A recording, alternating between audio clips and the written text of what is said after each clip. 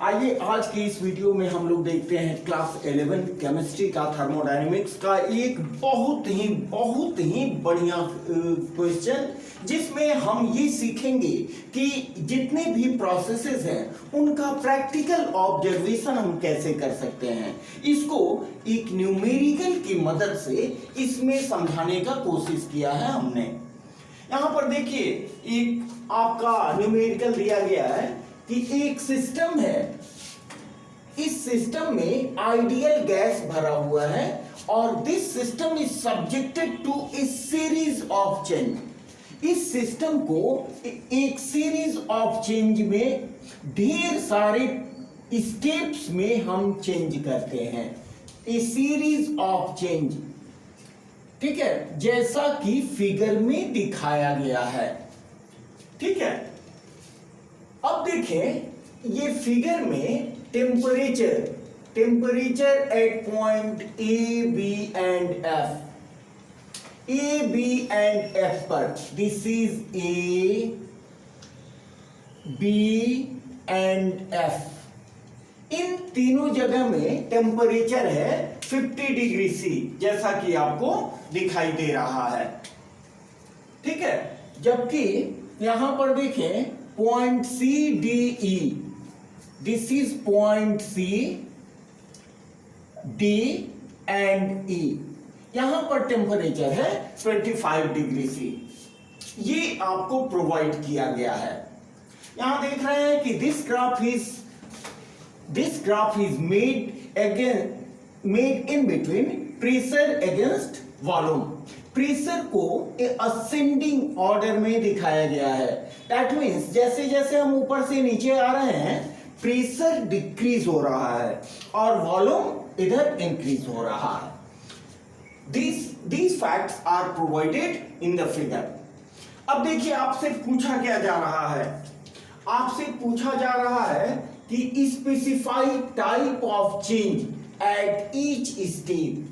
हर step में किस तरह का टाइप, किस तरह का चेंज हो रहा है, वो हर स्टेप में आपको बताना है कि किस तरह का चेंज हो रहा है। यहां स्टेप कौन कौन है देखिए, it is step 1, step 2, step 3, here is step 4, step 5 and this is finally step 6।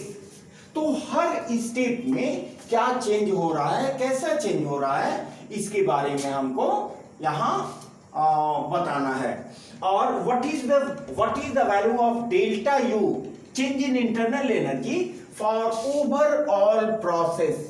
ये पूरे प्रोसेस में बिल्कुल क्लियर है कि it is a cyclic process. तो इसमें कहीं कोई लेकिन परंतु वाली बात नहीं है। इस साइक्लिक प्रोसेस में total overall change in internal energy का वैल्यू 0 होगा। इसमें तो कोई पूछना नहीं है। Delta U is equal to 0 for cyclic process, for cyclic processes.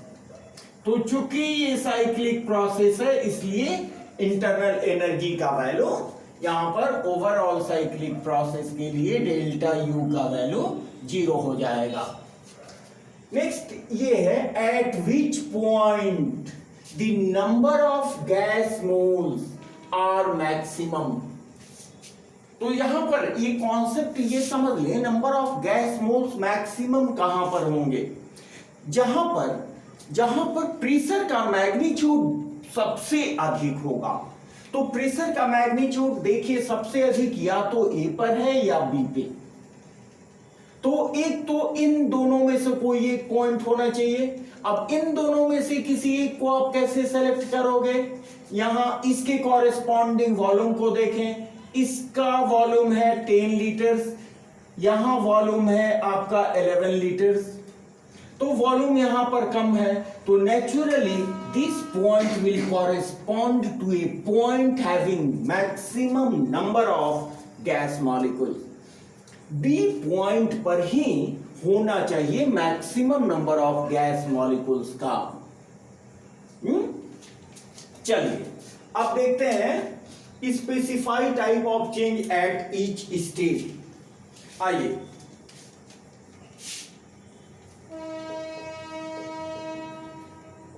ध्यान से देखें, इसमें डिफरेंट प्रोसेसेस भी आपको डिफाइन होते चलेंगे। देखिए फर्स्ट हम देखते हैं यहां step A to B. Number 1 step A to B में, ए टू बी में क्या चेंज हो रहा है? यहां देखिए ए से बी में जाने पर टेम्परेचर कांस्टेंट है, यहां भी 50 डिग्री सी, यहां भी 50 डिग्री सी। तो टेम्परेचर जिस प्रोसेस में कांस्टेंट हो, आप भी जानते हो कि उस प्रोसेस को हम आइसोथर्मल प्रोसेस कहेंगे। तो ये जो स्टेप 1 होगा, चूंकि टेम्परेचर कांस्टेंट है दोनों पॉइंट पर, इसलिए ये आइसोथर्मल प्रोसेस होगा। दूसरी बात ये देखें कि यहां पर प्रेशर, दोनों के लिए प्रेशर का वैल्यू P1 है, इसलिए प्रेशर भी इस स्टेप के लिए प्रेशर भी कांस्टेंट होगा। इसका मतलब कि स्टेप ए से B, that mean first step will be isothermal as well as isobaric. Pressure constant है, क्या क्या कांस्टेंट है देखिए, temperature and pressure are constant. Temperature constant, तो इसको बोलते हैं आइसोथर्मल प्रोसेस, आइसोथर्मल प्रोसेस, ठीक है। और प्रेशर कांस्टेंट, इसका मतलब आइसोबारिक प्रोसेस, आइसोबारिक प्रोसेस। ये प्रोसेस आइसोथर्मल और आइसोबारिक प्रोसेस होगा। लेकिन यहां देखें, इसमें ए से बी तक जाने में इंक्रीज इन वॉल्यूम हो रहा है, वॉल्यूम में इंक्रीज हो रहा है, जबकि प्रेशर का मान कांस्टेंट है। तो वैसी स्थिति में वॉल्यूम में इंक्रीज कब होगा? वॉल्यूम में अगर इंक्रीज हो रहा है, इसका मतलब कि नंबर ऑफ मोल्स में भी इंक्रीज हो रहा है। यहां लिख दें क्लियरली, इंक्रीज इन वॉल्यूम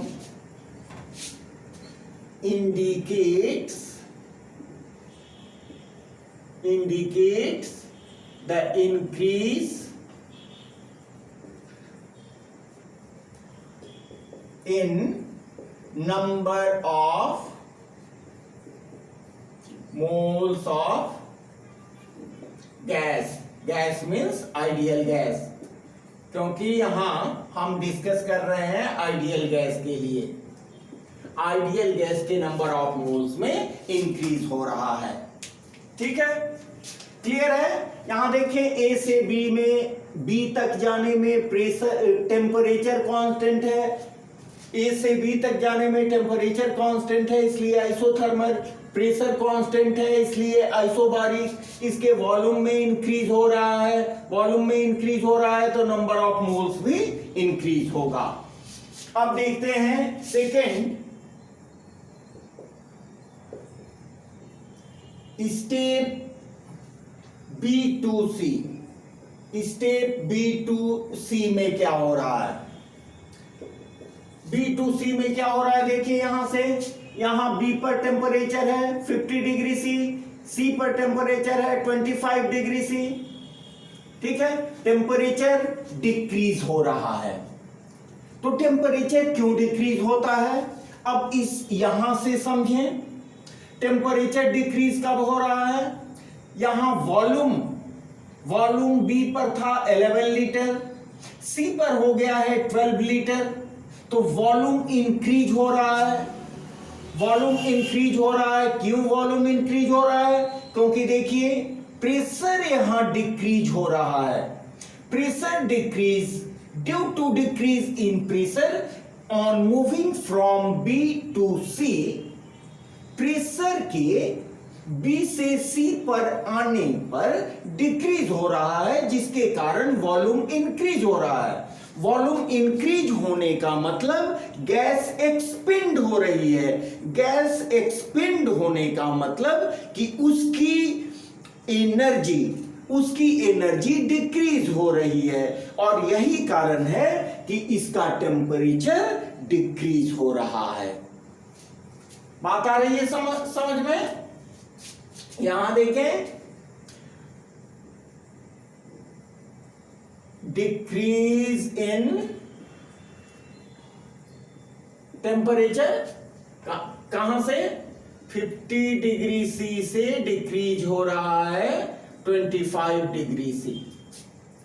ठीक है, प्रेशर डिक्रीज हो रहा है। Next point, decrease in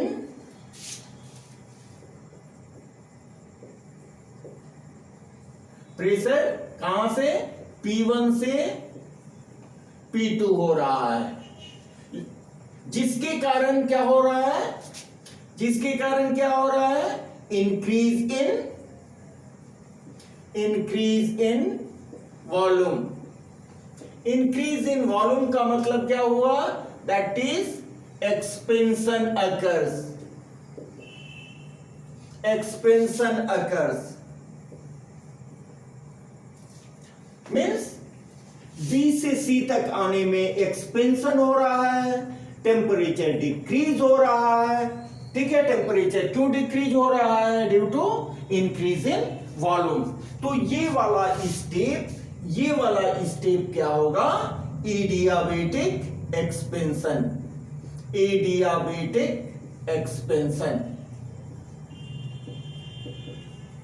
this step is adiabatic expansion. अब देखें यहां C to D, तो C से D तक आने में देखो यहां टेम्परेचर कांस्टेंट हो जा रहा है, वॉल्यूम कांस्टेंट हो जा रहा है। टेम्परेचर कांस्टेंट है, means this is a isothermal process. Volume constant है, means it is isochoric process. तो C से D, step C to D is isothermal as well as isochoric process, in which involves decrease in pressure from P2 to P3. इस process में pressure में decrease हो रहा है। तो pressure में डिक्रीज क्यों हो रहा है? वॉल्यूम कांस्टेंट है, प्रेशर में डिक्रीज हो रहा है, टेम्परेचर कांस्टेंट है। इसका मतलब डेफिनेटली यहां पर number of gas molecules decrease हो रहा है। तो हम देखते हैं थर्ड स्टेप 3। स्टेप 3 कौन सा हुआ जी? C to D।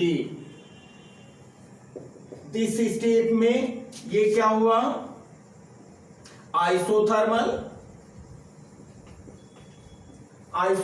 स्टेप, क्योंकि C से D तक जाने में टेम्परेचर कांस्टेंट है, कोई चेंज नहीं हो रहा है। यहां देखिए वॉल्यूम भी कांस्टेंट है 12 लीटर।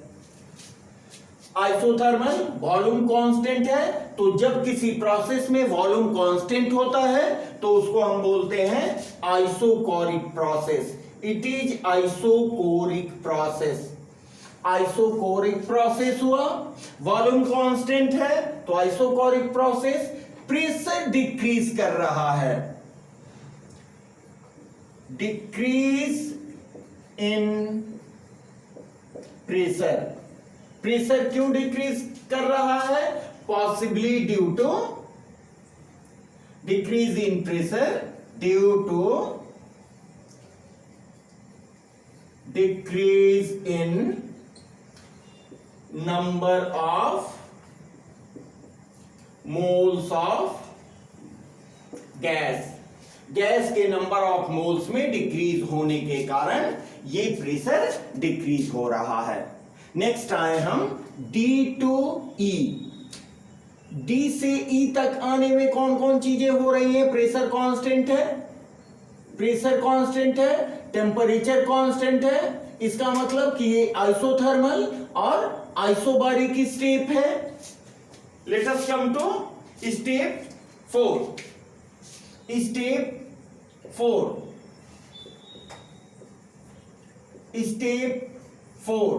स्टेप 4 में हम D2E को कंसीडर करते हैं। तो D2E में आप फिगर में देखो कि temperature remains constant, that is at 25 degree C, and pressure also remains constant, that is P3। तो it is isothermal. Temperature constant हो तो उसको आइसोथर्मल प्रोसेस कहते हैं, और प्रेशर कांस्टेंट है तो उसको आइसोबारिक प्रोसेस कहते हैं। It is isothermal as well as isobaric process. लेकिन यहां पर देखिए डिक्रीज इन वॉल्यूम हो रहा है। डी से ई तक आने में वॉल्यूम डिक्रीज कर रहा है, 12 लीटर से 11 लीटर हो रहा है। डिक्रीज इन वॉल्यूम, तो वॉल्यूम डिक्रीज हो रहा है, इसका कारण क्या है? डिक्रीज इन वॉल्यूम, इसका कारण ये हो सकता है due to decrease in number of moles of ideal gas. Ideal gas के नंबर ऑफ मोल्स में डिक्रीज होने के कारण इसका वॉल्यूम डिक्रीज हो रहा है। Let us come to next step 5. Here we have step 5. Step 5. 5E to F. इस 5th स्टेप में देखें, temperature increases from 25 degree C to 50 degree C. Temperature increase करता है। कब इंक्रीज करता है? जब प्रेशर P3 से P2 हो जाता है। प्रेशर बढ़ने से टेम्परेचर इंक्रीज कर रहा है, और यहां वॉल्यूम डिक्रीज कर रहा है। वॉल्यूम डिक्रीज कर रहा है। क्यों? क्योंकि हम प्रेशर को बढ़ा रहे हैं। प्रेशर को बढ़ाने से टेम्परेचर इंक्रीज कर रहा है। इस तरह के it is a case of compression which is said to be adiabatic compression. ठीक है, तो यहां पर आप लिखो decrease in temperature, decrease in temperature, pressure as well as, and यहां कर दो, and वॉल्यूम। ये तीनों की डिक्रीज होने से ये क्या होगा? It is the step of adiabatic compression. It is adiabatic compression. And finally we have the step 6th step में हम क्या देख रहे हैं? यहां देखिए प्रेशर इंक्रीज कर रहा है बट वॉल्यूम डिक्रीज कर रहा है। वॉल्यूम कांस्टेंट है और टेम्परेचर कांस्टेंट है। तो volume constant means isochoric process, temperature constant means isothermal process. ठीक है, तो यहां पर देखें स्टेप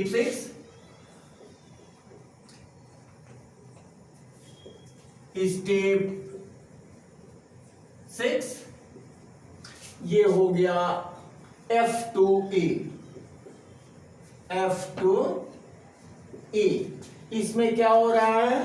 आइसोथर्मल, टेम्परेचर कांस्टेंट है, दोनों में 50 डिग्री सी है, और वॉल्यूम देखिए दोनों पॉइंट के लिए 10 लीटर है। तो ये हो गया आइसोकोरिक प्रोसेस। लेकिन यहां प्रेशर इंक्रीज कर रहा है।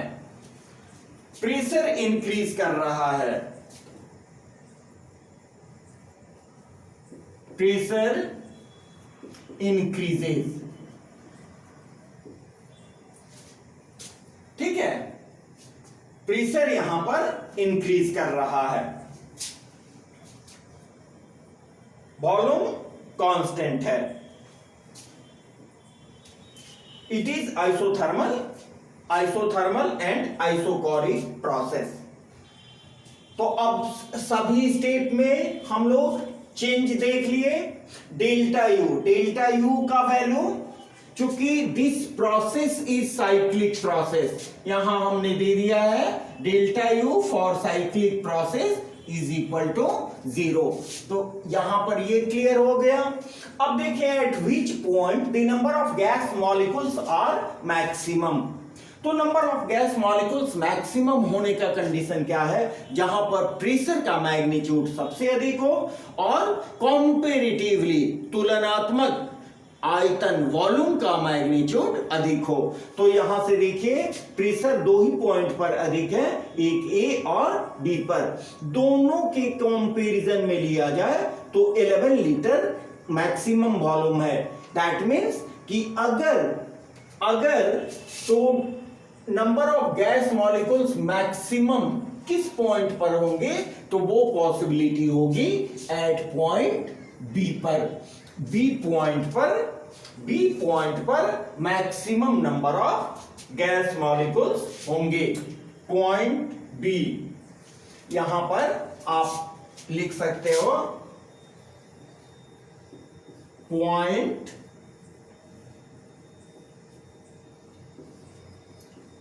B, possibility